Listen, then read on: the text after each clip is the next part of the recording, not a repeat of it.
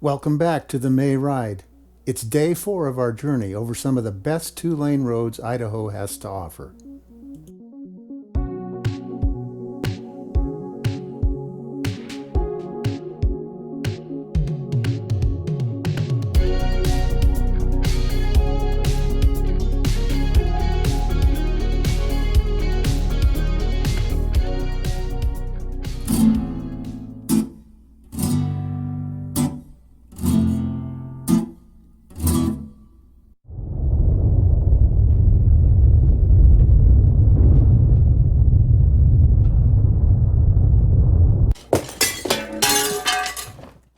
Leaving New Meadows and the Heartland Inn, we set our sights on the next destination, Wallace, Idaho. We weren't completely out of the wet weather, but more adventure lay ahead.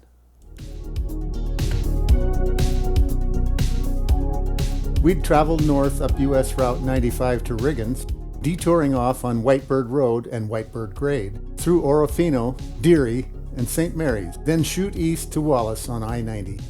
Okay, it's north to Riggins for hopefully some breakfast. It's Monday morning, about 8 o'clock, and we're off and running, I think. With all the spring rainfall in the northwest and occasional sun, the landscape was a lush green.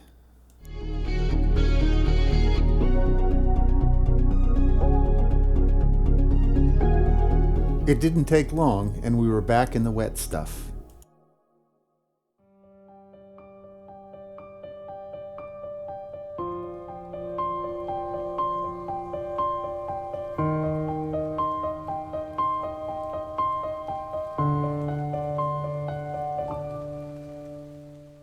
US 95 follows the Little Salmon River until it meets the larger Salmon River at Riggins. Both rivers were running high and fast, making the annual salmon fishing derby difficult, if not impossible. Rolling into Riggins, we had our eyes peeled for a breakfast venue. We settled on Kate and Bert's Cattleman's Cafe, a little old-school cafe run by a very charming older lady, Catherine. Catherine was quite the host and seemed like a bit of a free spirit. Among her interesting experiences, she guided on the Salmon River for some 30 years. I ordered steak and eggs. It was at that point she let me know she was a vegan, but I'd have to say she cooked and served me one of the best medium rare steaks ever. Back on the road and back in the wet, we slogged our way north.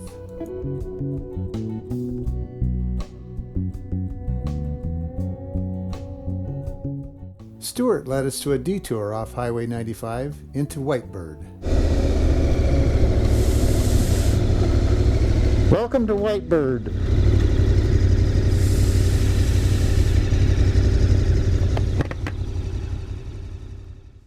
In his youth, Stuart had apparently covered this switchback-laden mountain road, bicycling from coast to coast.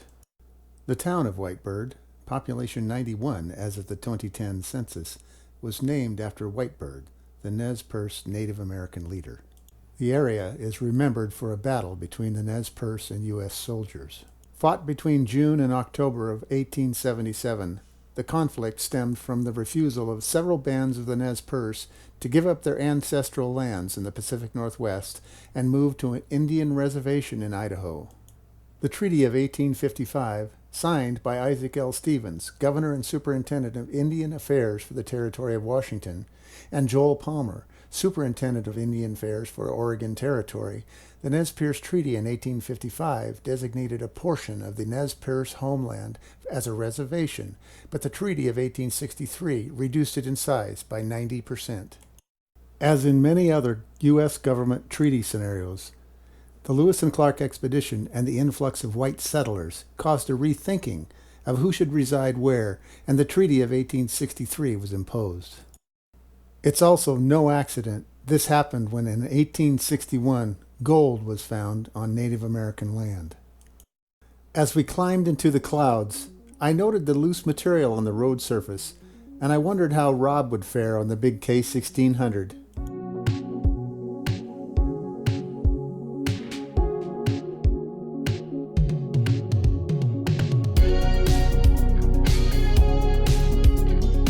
As it turned out, on the way up there were other obstacles to dodge.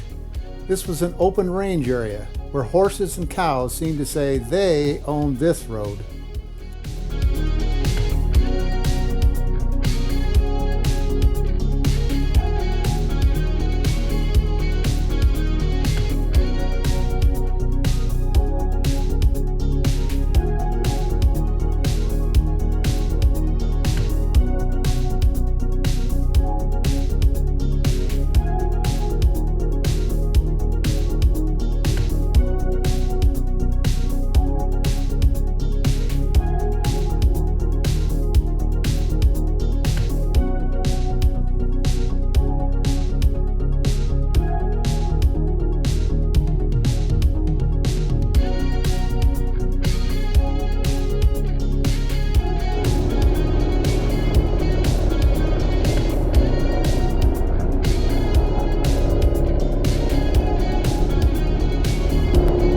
And we just keep climbing up and up. And we are truly in the clouds now. I suppose in retrospect, the combined cloudy mist and rain made for a bit of an ethereal ride, but I think I'd have preferred blue skies.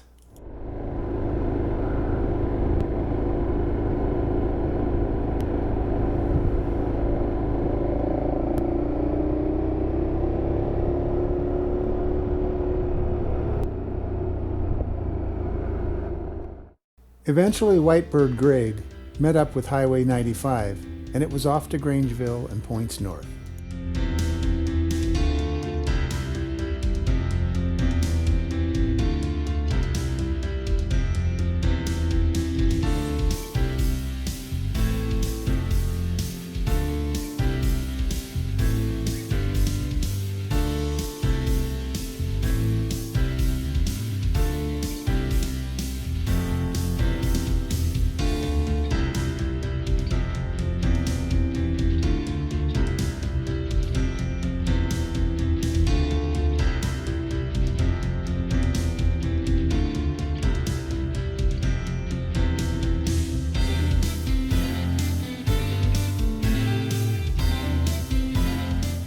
It was time for a pit stop for gas and food in the little burg of Orofino.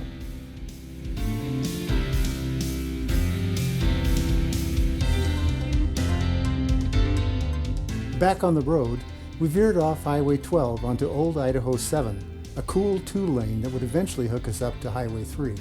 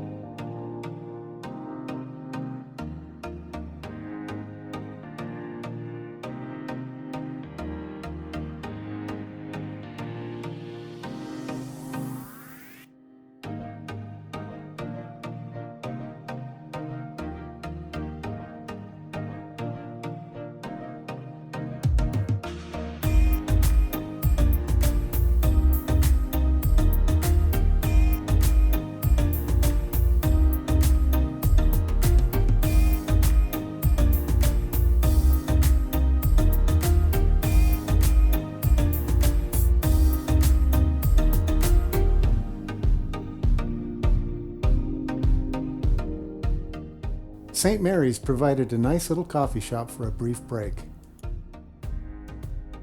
Situated at the confluence of the St. Mary's and St. Joe rivers, St. Mary's is a neat little town of about 2,400 people. I have to imagine the fishing there is great. Just out of St. Mary's, we'd encounter the first, can we really call it off-road section, that would detour us around a bridge construction project.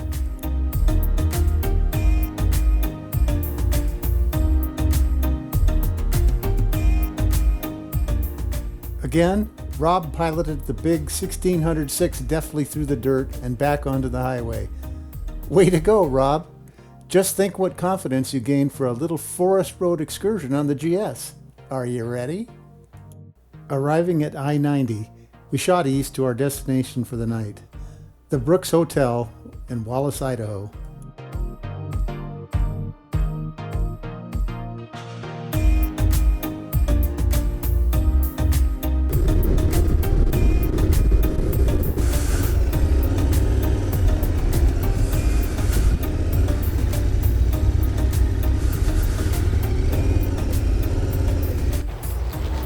Well, we've made it to historic Wallace.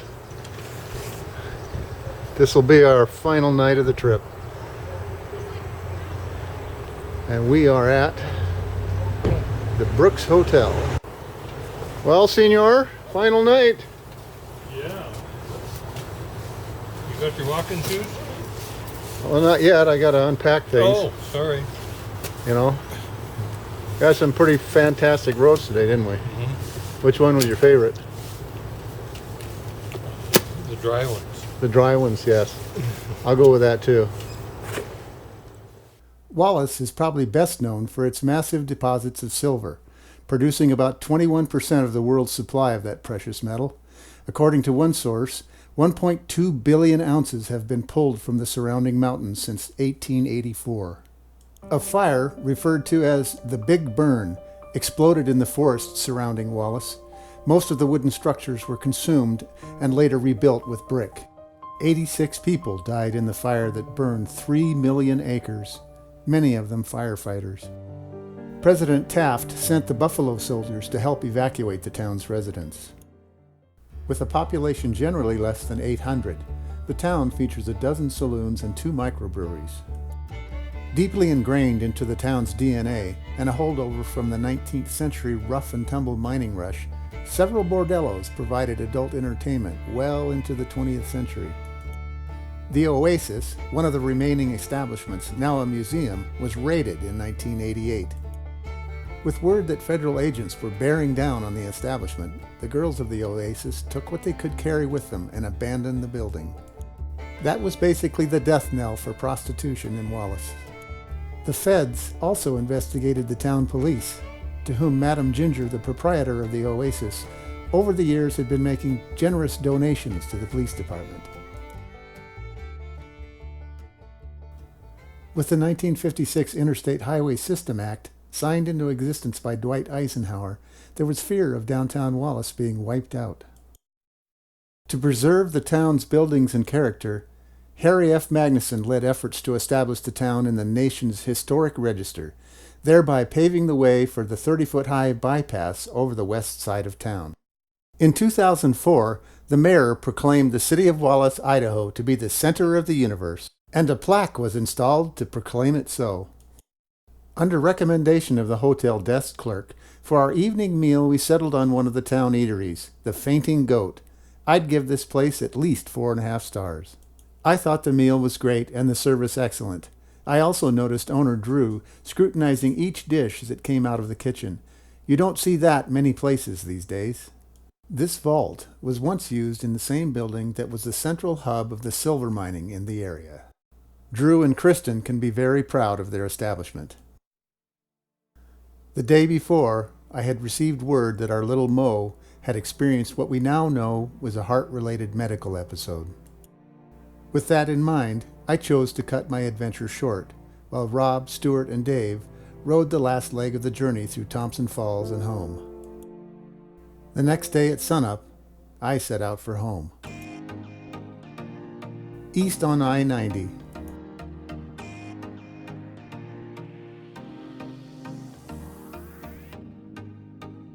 Through St. Regis along Montana 135 and the Clark Fork River.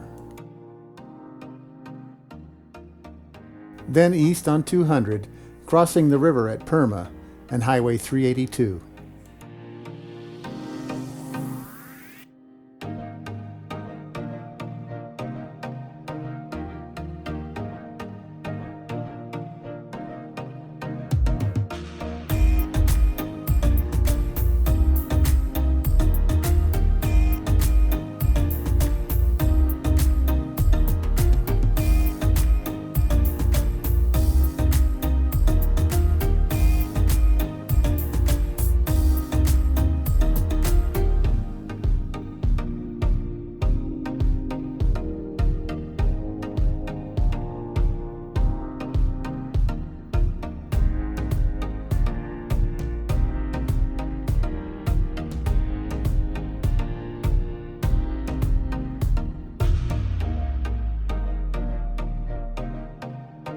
With the camera battery about to fail, I crossed the Camas Prairie Valley to link back up with Montana 28 and 93 north to home.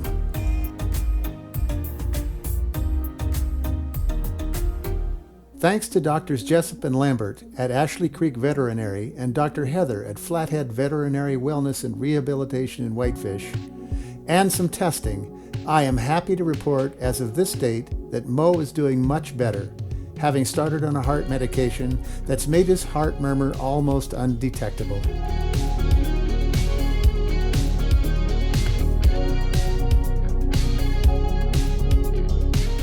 So, that was our May adventure. Lots of rain, yes, but the roads were epic and the company great.